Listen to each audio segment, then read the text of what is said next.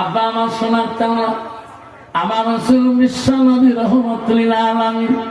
কেন নবী গো মেরাজ শরীফ থেকে ফেরার পরে তো সিরাজে আমার নবী একদিন গভীর রজনীতে ইসলামের দাওয়াত দেওয়ার জন্য, এই কালেমার দাওয়াত দেওয়ার জন্য গভীর রজনীতে আল্লাহ নবী একটা বিধিন পল্লী দিয়ে বিধিন রাস্তা দিয়ে যায়, বিধিন রাস্তা দিয়ে যায়।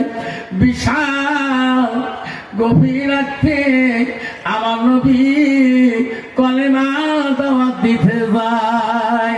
কিছু দূর চলার পরে সেই বিধিনের পথে রাস্তার ধারে একটা মানুষের কান্না শোনা যায়। আমার নবী বলল, রে কে রে এত রাইতে কে কান্দে রে? এটা তো মানুষের আওয়াজ, এটা তো মানুষের কান্দ। আমার নবী বলল, আল্লাহ আমি মেরাজ শরীফ থেকে ফিরে আসলাম, মনে হয় আল্লাহ আমার ইমানি পরীক্ষা করার জন্য রাস্তা এই মাঝেটা দেখাইতে পারে। আমার সোনার নবীজি সামনের দিকে যতই যায় অতই কান্দনটা আমার সোনার নবীজির কানের মধ্যে পৌঁছে যায়। আমার সোনার নবী আরো সামনে আগে যায়, যে দেখে রে সত্যিকার একটি সুন্দরী মহিলা, একটা রূপবতী মহিলা একটা রাস্তার কিনারে বসি বসি নীরবে কাঁদতেছে। আমার নবী বড় দয়ালু, আমার নবী বড় দয়ালু গো। গভীর রাতে আমার নবীজি মেয়েটাকে জিজ্ঞাসা করলেন, আমা এত রাইতে তুমি কেন বসে বসে কাঁদছো মা? তোমার কি হয়েছে মা? তোমার পাশে তো কোনো মানুষ নাই। মহিলাটা বলছে, মুতাবির রে আমি আজকে রাতি তাই কান্দি না, কাল কোথায় দিন গেছিল, রাত এসে গেল। ওরে মুসাফির, কত মানুষ এই রাস্তা দিয়ে চলে গেছে, কেউ আমাকে বলে নাই তুমি কান্দো কেন? ওরে মুসাফির এত রাইতে আসলে কোথায় থাকি? ওরে মুসাফির তোমার মতন করে কেউ আমাকে সারাদিন কেউ জিজ্ঞাসা করে নাই। তার কথা সুবহানাল্লাহ। মুসাফির আপনি কোন দয়ালু মুসাফির? আমি যে বিপদে পড়েছি, আমি দিন চলে গেছে, কোন মানুষ আমাকে জিজ্ঞাসা করে কান্দো কেন, আর রাত্রিকালে তুমি আমার জিজ্ঞাসা করো? নবী পরিচয় দেয় নাই। মা কি বিপদ তোমার বলো মা?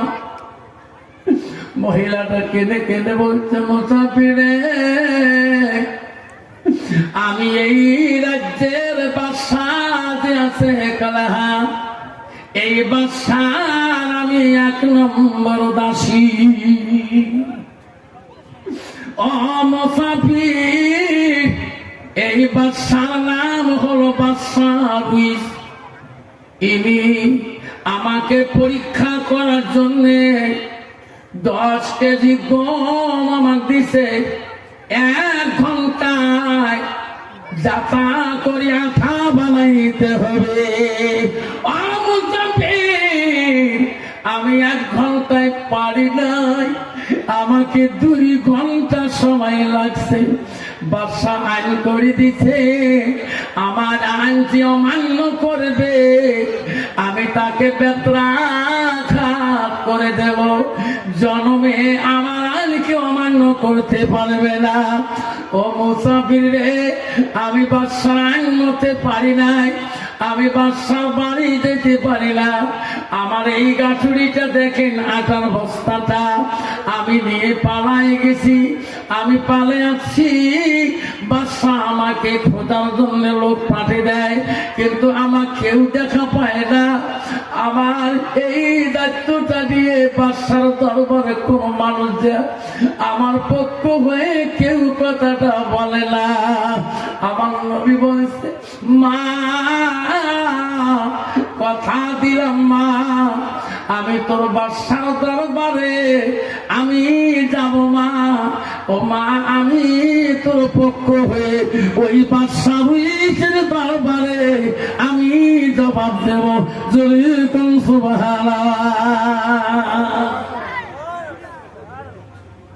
মহিলাটা বলছে, দেখো মুসাফির, এই বাদশা রুইস কাছে আপনি যেতে পারবেন না। কেন? উনি ভালো মানুষকে ভালো পায় না, তোমার মতো মুসাফিরকে সম্মান দিবে না। আমার নবী বলছে, মা আমি কথা দিলাম মা, আমি নিয়ে চলে যাব তোমাকে। বলছে, না মুসাফির, আমার শরীরে উনি চাবুক মারবে, আমি সহ্য করতে পারবো না। নবীজি বলছে, রে মা, তোমার গায়ে আমি একটা চাবুক মারতে দেব না। তোমার শরীরে যত চাবুক মারবে, তোমার মারার পরিবর্তে তোমার চাবুক গুলা আমি মুসাফির গায়ে নিয়ে নেব। তোমার গায়ে আমি একটা ফুলের তোখা দিতে দেব না। যেরকম সুবহানাল্লাহ। বাবা, বর্তমান সমাজে কোন ছোট ভাই একটা সমাজে অন্যায় করে, ওনার যদি 5 জনে বিচার করে, বিশাল অন্যায় অপরাধী হিসেবে যদি ফয়সালা দেয়, তোমার ছোট ভাইয়ের এই শাস্তি হবে, বড় ভাই মনে কবে কি ওনার শাস্তিটা আমার দেয়? এরকম কবে না। আমার নবী বলল, মা গো, আমি কথা দিলাম তোমাকে যত শাস্তি দিবে আমি মুসাফির মানিয়া নেব। আমার সোনা নবীজি বস্তা জানিয়েবে। মহিলাটা কয়, না না না, আপনি এই বস্তা আটার বস্তাটা নেবেন না। কেন? এই বাদশা রুইছে বস্তাটা পাক না না পাক আমি নিজেই বলতে পারি না। আপনি এত সুন্দর চেহারা, এত সুন্দর নুরানি আলো, এই বস্তাটা তোমার নেওয়া চলবে না। নবী বলছে, মা তুমি কানতে কানতে অস্থির হয়ে গেছ রে মা। মা, তোমার শরীরটা পাতলা হয়ে গেছে। মা রে, এই বস্তা তুমি নিতে পারবা না, আমার মাথায় তুলিয়া দাও, আমি বাদশার দরবারে নিজে নিয়ে যাব। তুমি আগে চলো রে মা, আমি তোর পিছনে চলবো। ও বন্ধুরে, বিশ্ব নবী কেমন নবী গো, আমার দয়া রসুল কেমন রসুল। আমরা গভীর রজনীতে বাদশার দরবারে ওই মহিলা তার দাসীকে দেয়া আর বাদশার দরবারে দেয়া দরজায় ঠোক মারলেন। মহারাজ, আমি তোমার দাসী। দাসী, তুমি তো আমার অমান্য করছো, এত রাইতে তুমি কোথায় থেকে আসলে?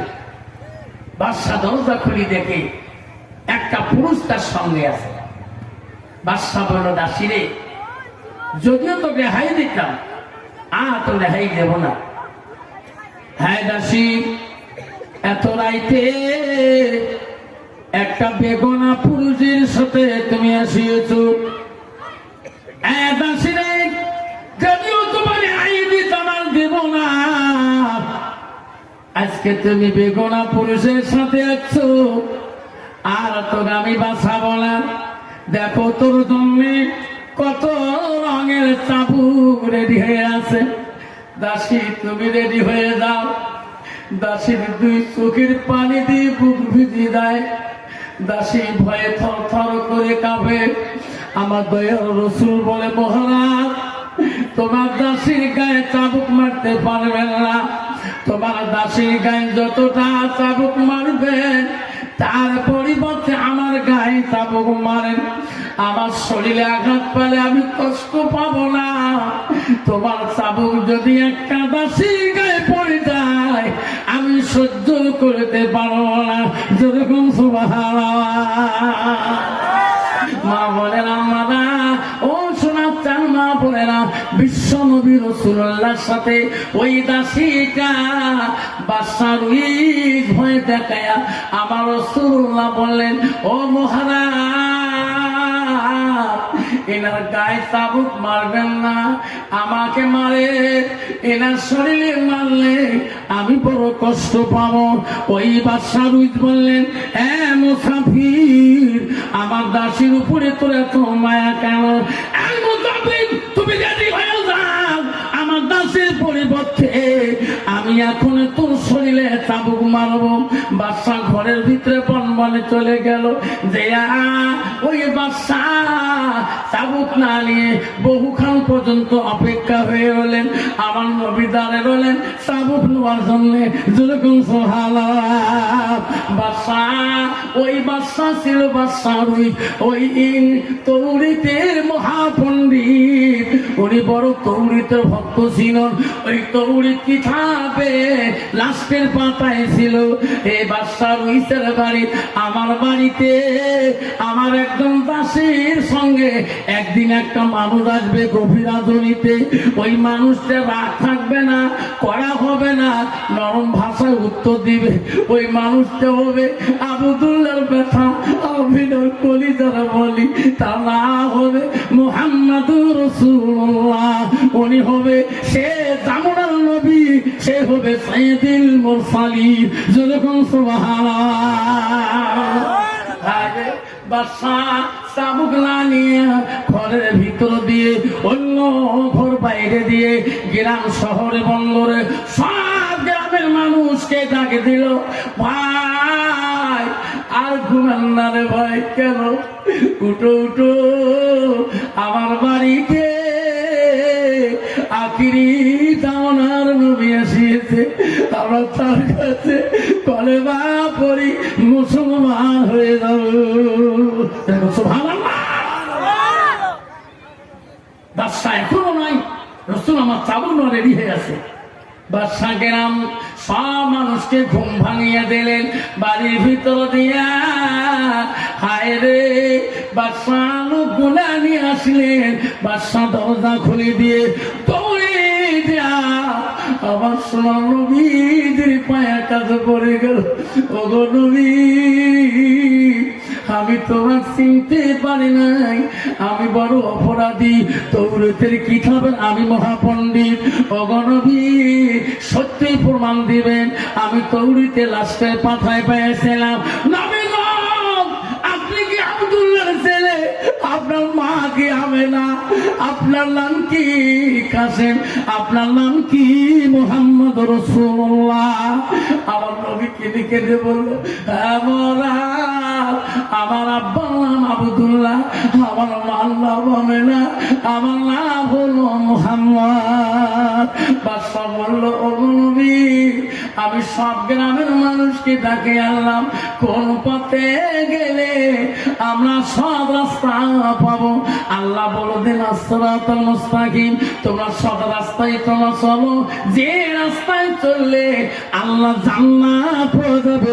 রাসূল বলল, লা ইলাহা ইল্লাল্লাহ মুহাম্মাদুর রাসূলুল্লাহ। লাই থাকবে।